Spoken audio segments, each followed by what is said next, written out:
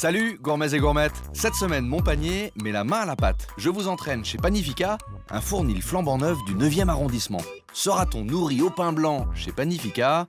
On vous dit ça dans un instant. Métro en vert, dans un bel endroit du 9e, j'emprunte l'avenue Truden et je tombe dans un nouveau pétrin.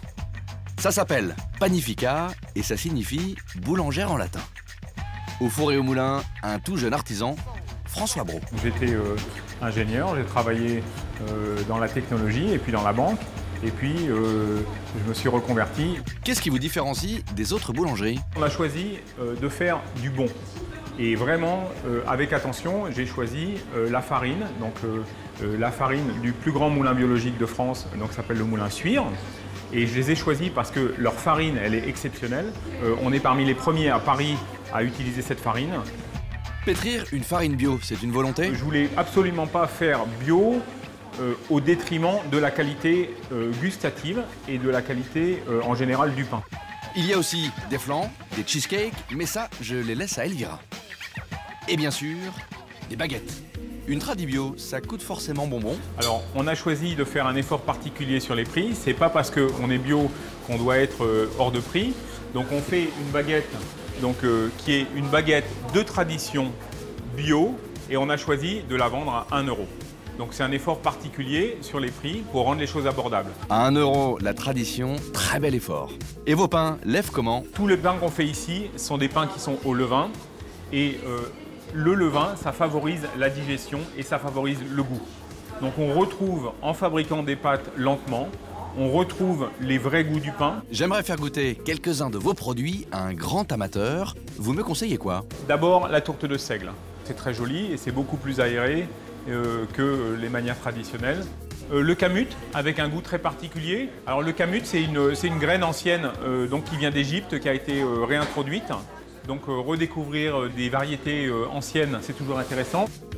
Un morceau de tourte aux alouettes, avec les graines. Je passe à la caisse. 13,30 € pour ces 3 miches. On n'est pas prêt de se mettre au pain sec. J'ai rendez-vous avec un historien américain, auteur de tout un panégyrique du pain, Steven Kaplan. Allez Steven, vous avez du pain sur la planche. On démarre notre dégustation à l'aveugle. Un joli coup de lame, comme on dit. Il y a une résonance de tambour qui nous dit que c'était un pain qui était correctement cuit. Et Steven ne sort jamais sans son couteau. Tout de suite, je mets ça au nez et c'est du kamut.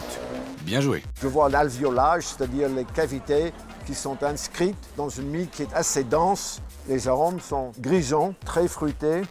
Je ressens des légumes d'hiver, les navets, un potiron, avec au finish un peu de cerise noire. Très aromatique, très agréable donc au nez. Et en bouche? Ben moi, c'est un peu laborieuse. Il y a un tout petit peu de caramélisation, mais très mitigé. Mais surtout, il y a cet aspect végétal hivernal qui est extrêmement plaisant. Donc c'est un pain qui m'intéresse. On enchaîne avec la tourte. Une grosse pièce au seigle qui fait les cratères de la Lune, qui est très très jolie. C'est parti pour l'autopsie. Avec un bon seigle, c'est pain d'épices, c'est miel, c'est poivre, c'est raisin de Corinthe, avec un petit finish d'agrumes. Et vraiment, c'est chargé de parfums extrêmement intéressants, extrêmement riches. Résistance à la déformation, c'est assez agréable. On goûte?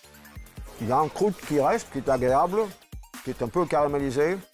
Moi, je trouve facile, plus fluide, longue en bouche, bonne déglutition. C'est excellent, très agréable. C'est certainement fait avec un levain, probablement un levain dur. Un pain très réussi, très intéressant, c'est délicieux. Bon point pour ce pain.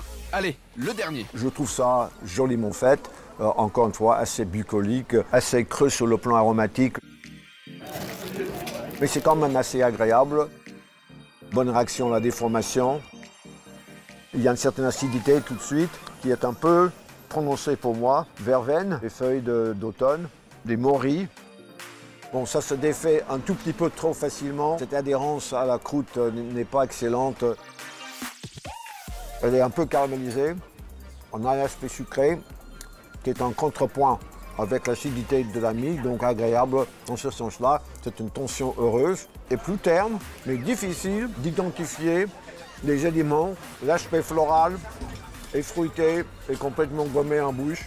13 € pour ces pièces, c'est une bouchée de pain. Ces pains-là sont des pains chers, mais n'oublions pas, le métier de boulanger, c'est un métier exigeant, un métier compliqué. La pâte est chose vivante. Ces boules viennent d'un jeune boulanger de 53 ans. Vous traverserez Paris pour son pain? Le seigle m'a séduit totalement. J'aime bien l'idée qu'il soit sur le camute.